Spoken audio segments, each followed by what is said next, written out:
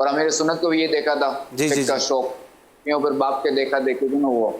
ماشاءاللہ کیا بات ہے. حاجی مشتاق رحمۃ اللہ علیہ کے حوالے سے بھی مدنی پھول ملے اور آج صاحبزادہ حضور نے بھی بڑی کرم نوازی کی. حاجی مشتاق علیہ رحمہ کے حوالے سے ہمارے پاس کچھ مدنی گلدستے بھی ہیں اور آپ کی قرات بھی ہے، درود تاج بھی ہے، تو کچھ ہم اپنے ناظرین کو دکھانا چاہتے ہیں.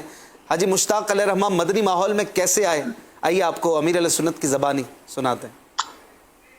آپ کی ولادت بروز اتوار 18 رمضان المبارک 1386 سن ہجری بمطابق 1 جنوری 1967 کو صوبہ خیبر پختونخوا کے شہر بنو میں ہوئی. حاجی مشتاق نگران شورا یہ ماحول میں کیسے آئے؟ حاجی مشتاق یہ گلزار حبیب میں جب اجتماع ہوتا تھا اس میں یہ تشریف لائے تھے. جب پہلی بار غالباً یہ آئے تھے، یہ اکیلے تھے اور جانے لگے تھے، تو اس میں کوئی انفرادی کوشش کرنے والے ملنسار اسلامی بھائی حاجی مشتاق پر اس نے انفرادی کوشش کی، ملاقات اچھی طرح کی. اس طرح حاجی مشتاق نے یاد پڑتا مجھے بتایا تھا کہ میں بڑا اس سے متاثر ہوا اور میرا دل لگا کہ یار یہاں اچھی جگہ، یہاں آنا چاہیے.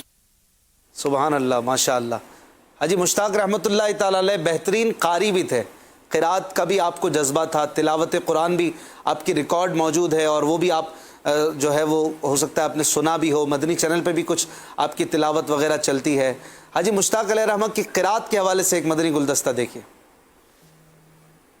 رحمت اللہ تعالی علیہ بہترین قاری تھے اور تقریباً 6 پاروں کے حافظ تھے. اعوذ باللہ من الشیطان الرجیم، بسم اللہ الرحمن الرحیم. الرحمن علم القرآن خلق الانسان علمه البیان.